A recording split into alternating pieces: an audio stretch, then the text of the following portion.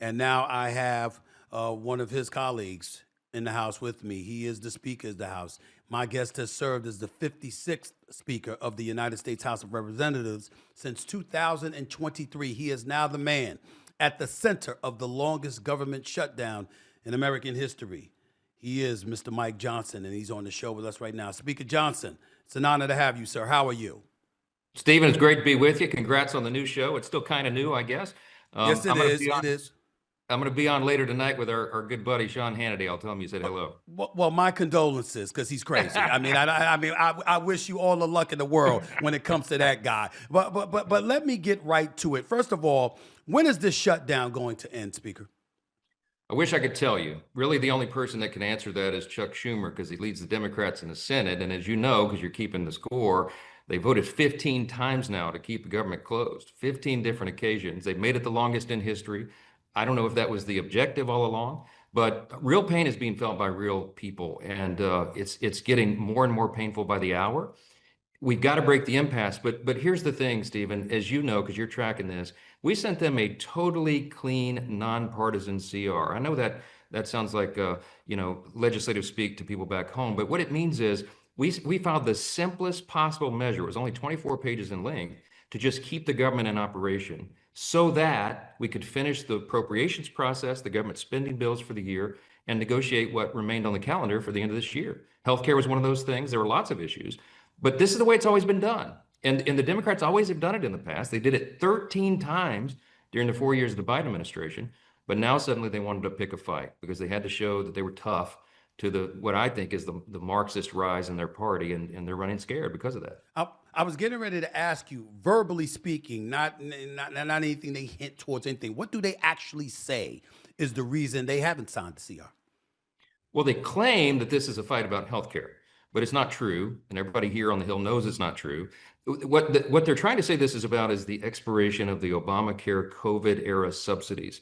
It expires at the end of December 31, not the end of the fiscal year, September 30. So they needed something to claim that what this was about, and they globbed onto that. It's not legitimate. It's not real. We were always planning. Every Republican and every Democrat in the building, Senate and House, knew that we were going to have to work our way through that complex issue in October, November, December before the end of the year. They tried to claim that it's about that. That's not. That's a red herring. That's a distraction. The real reason, and this is just the honest truth, is that Chuck Schumer and Hakeem Jeffries are both from New York. We saw what happened in New York City last night. We see the rise of the activist kind of socialist base in the party. It terrifies the old guard here on Capitol Hill.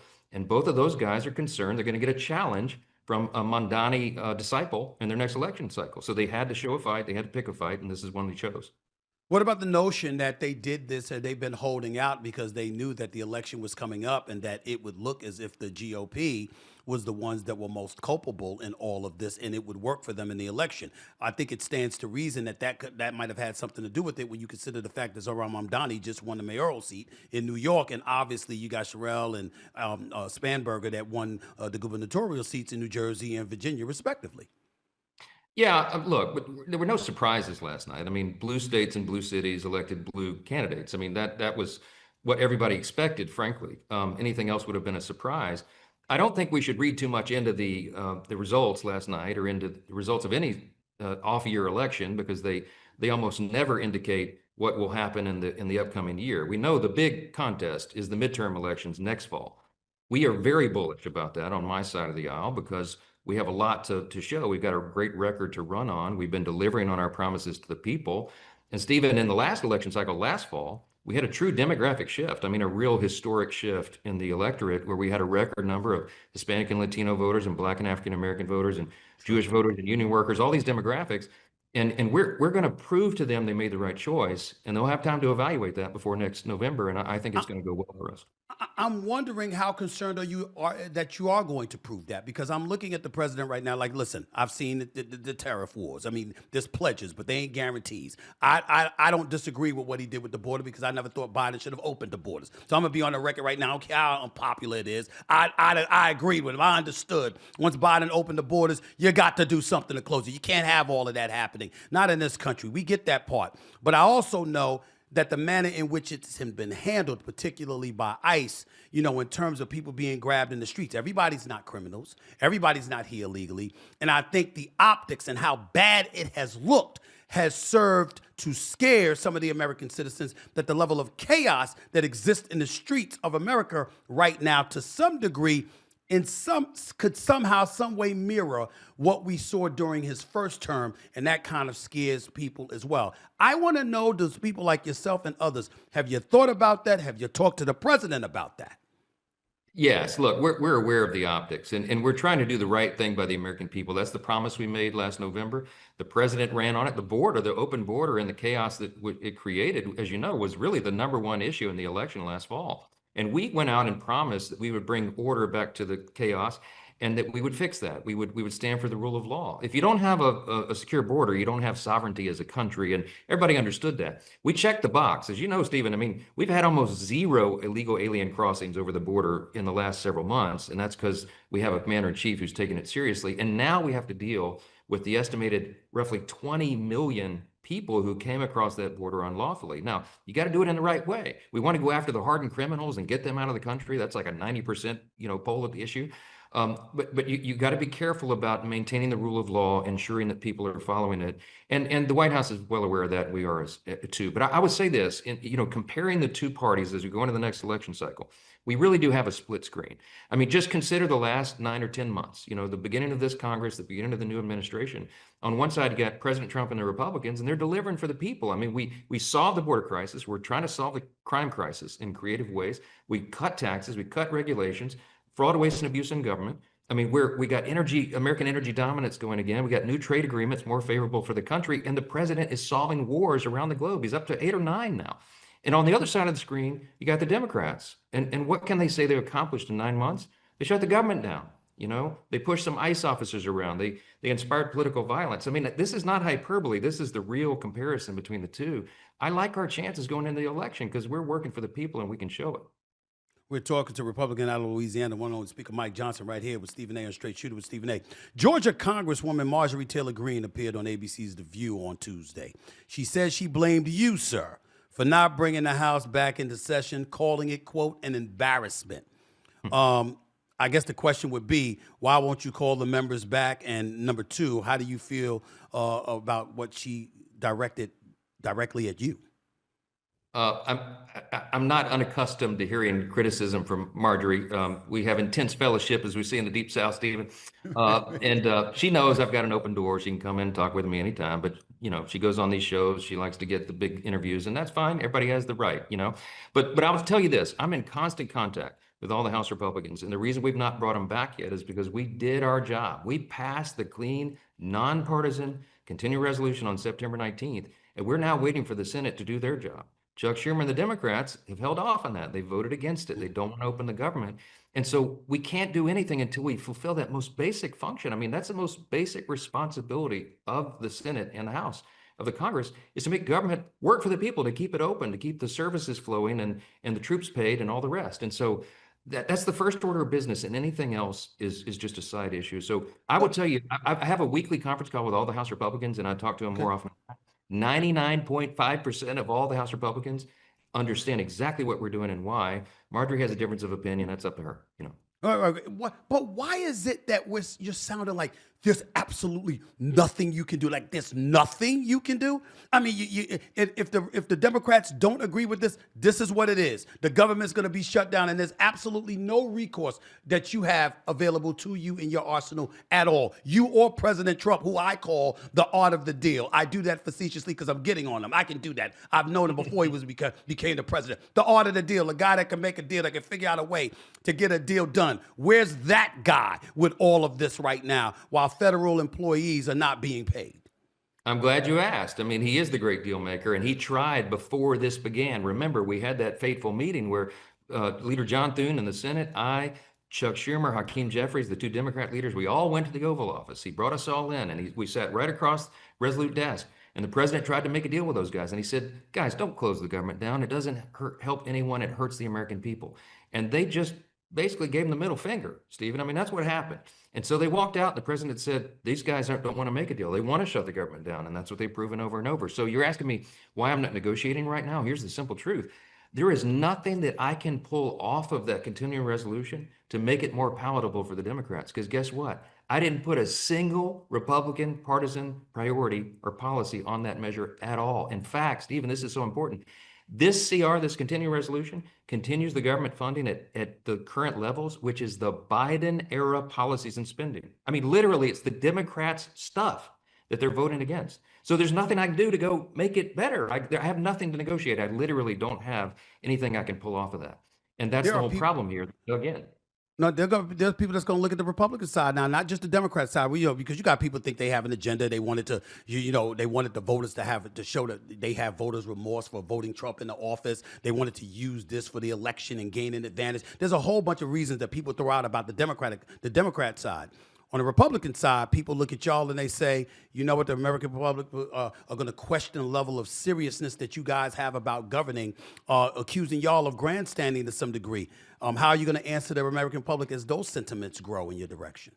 well, we've done the opposite of grandstanding. I mean, I have a live press conference every single morning, and I go out in front of the American people, and Fox News carries it live. Other stations do as well. Every morning, we take questions from the press, and we just look straight into the camera, Stephen, and tell them the simple truth. The truth is very simple. We have laid bare all the cards.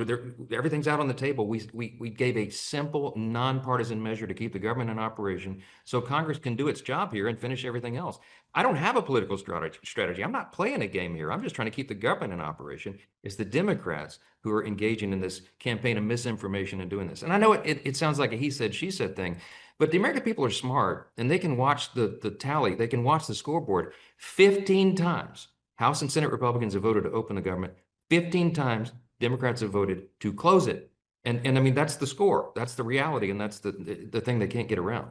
I'm going to ask you the same question I asked Representative Jordan about specifics in regards to the finances. We can talk all day, the Affordable Care Act, subsidies, they're going to double, the premiums are going to double, etc. We've heard all of that.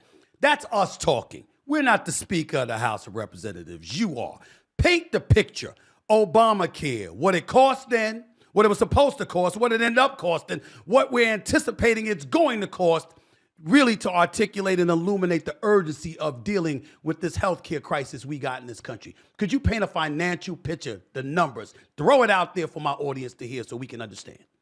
Yeah, I will. It is a crisis, and it's not created by Republicans. I mean, that's the biggest political gaslighting in the history of America. Remember, the ACA, the Affordable Care Act, is exactly the opposite. It's been the Unaffordable Care Act because from the time it was enacted in 2010, by most estimates, premiums have been risen by 60% in most categories. I mean, healthcare is unaffordable, and it's increasingly inaccessible because the system doesn't work. And the Democrats' response to that is to subsidize it. Stephen, when the government is subsidizing something, it means it's not working on its own. They got to prop it up. Well, they want to extend the COVID era Obamacare subsidy, which is really a subsidy to insurance companies. And you know what happens when you subsidize insurance companies? It drives the cost up even further. So we need real reform to make healthcare affordable again, to increase quality, increase access to care for more people. The Republican Party is the party trying to do it. We're the only ones that have ideas on the table to do that. The Democrats just want to keep doubling down and spending more tax money to prop up a broken system. I'll give you a quick example. This is not just talk from us. We did it. In the One Big Beautiful Bill, the Working Families Tax Cut, in the House version that we passed and sent over to the Senate, we had what's called a cost sharing reduction, a CSR provision in there. It would have driven, according to the Congressional Budget Office, not Republicans, it would have driven the average premium down in America by 12%, and it would have saved taxpayers about $30 billion over 10 years. The Senate Democrats fought to take that provision out of the bill, so it didn't make it in the final legislation. By comparison, okay, remember I said that would have dropped premiums by 12% and saved about $30 billion. If you extend the Obamacare subsidy, the COVID era subsidy, as they're trying to do, without any reforms, it will only reduce premiums by about 5.7% on average, and it will cost the taxpayers $358 billion additional dollars. Look, we have real ideas to fix it. We've actually published booklets full of ideas. We got to build consensus around it, and it's a very complicated thing because healthcare is very complicated. It's a big percentage of the U.S. economy.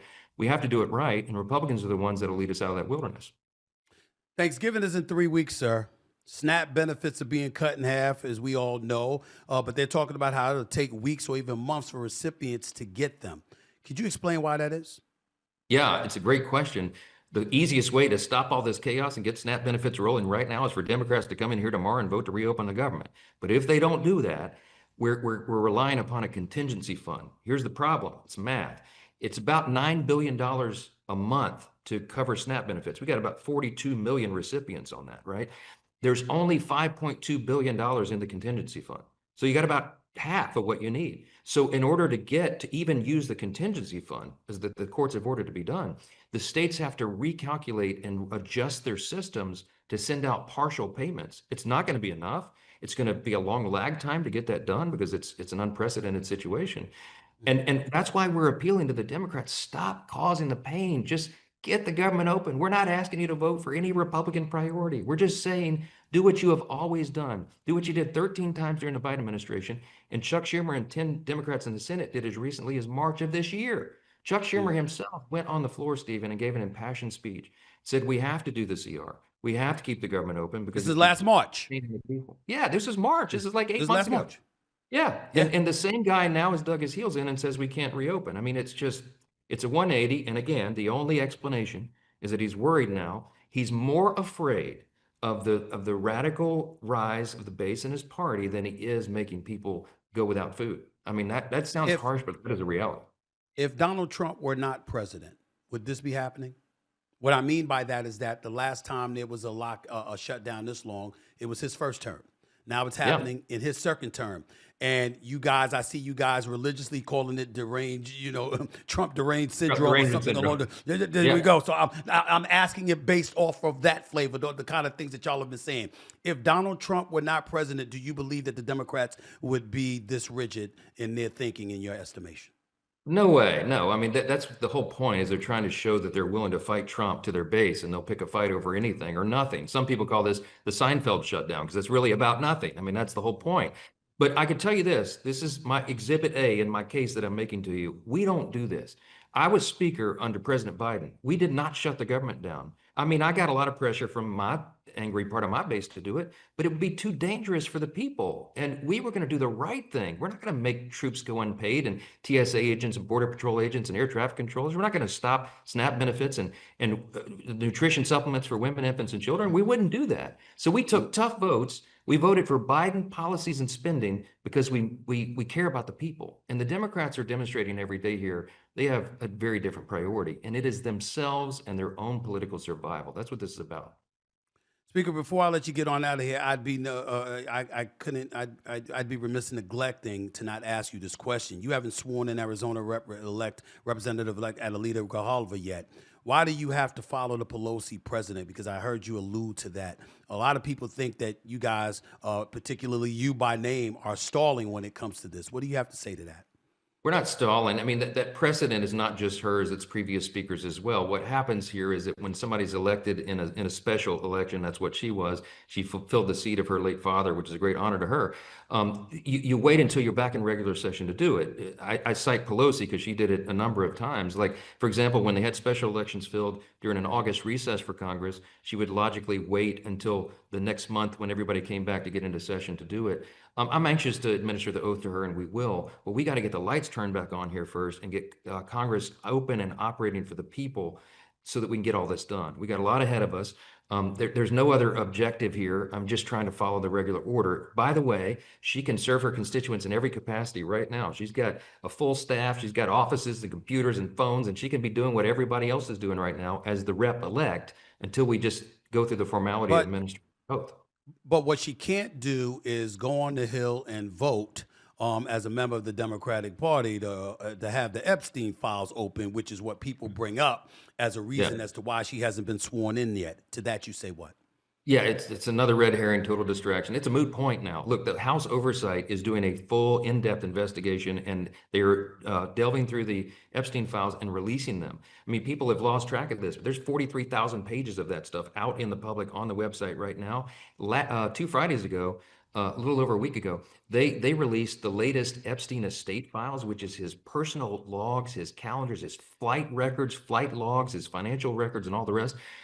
We've got subpoenas that are being supplied, answered right now. And the more the information comes in, the more it's released. The only thing that's being redacted right now is the names of young women, the victims, the victims who went through these horrific crimes as a result of these sex trafficking operations. And we have to protect them. But that's the only thing that's being withheld. So it's all out there. And more is coming. And I can tell you, the House Oversight Committee is filled with some of the biggest guard dogs in Congress on the Democrat and Republican side. And they've got their teeth sunk into this thing deep. So it's already happening right now. I mean, that's just a non-issue. Very last question for you. So regarding the filibuster and President Trump, I saw him speaking this morning, and he wants it eliminated in the Senate. He's basically saying that's the only way anything will get done in order to pass, the record-breaking number of bills and circumvent Democratic obstruction, as he called it. What are your feelings about that, eradicating the filibuster and just moving forward without needing 60 votes? What are your thoughts about that? He and I have talked about this a lot, and what you're hearing is an expression of his anger and frustration that the Democrats won't reopen the government. He doesn't want the American people to hurt. We don't either. And desperate times call for desperate measures. But I reminded him that what a lot of the Senate Republicans believe, that's not a House issue, it's a Senate issue, but what they believe is that it's a very important safeguard against the worst impulses of the Democrat Party. My Republican colleagues will say that because they say, sir, they've already told us what they would do without the speed bump of the filibuster. If they ever took over again, they would expand the Supreme Court, pack the court. They'd go to 13 or 15 judges or whatever they wanted. They'd make Puerto Rico and DC states. They would do Second Amendment restrictions. They would nationalize federal elections. Just go on and on and on, and there'd be nothing to stop them. And so I think the fear on both sides of the aisle, to be fair, has kept the filibuster as part of the tradition. The founders intended the Senate to be what they referred to as the cooling saucer, right? The House would be hot, lots of activity and lots of emotion, and it would go over there, and it was supposed to simmer and cool so cooler heads prevail in the Senate. If you take the filibuster away, that doesn't exist anymore. And we would have massive whiplashes for the people between elections, between the parties, and that wouldn't be good for the system. Speaker Johnson, appreciate your time. Thank you so much. I'm going to let you get on out of here and brace yourself for dealing with Sean Hannity because he's a mess. I know that's going to be tough for you. But anyway, thank you so much. I really appreciate it. And just want you to know, as I say to both sides of the aisle, you're always welcome here. I don't take sides. I don't give a damn about all of that. You got something to say, I want you to know that you got a platform here to come and speak, you and everybody on your side of the aisle, anytime you please. So please know that. And thank you so much for coming on Straight Shooter with Stephen A. I appreciate it. It's an important public service, my friend. Keep it up. Thanks so much. Thank you, sir. All the best to you. One and only, Speaker Johnson.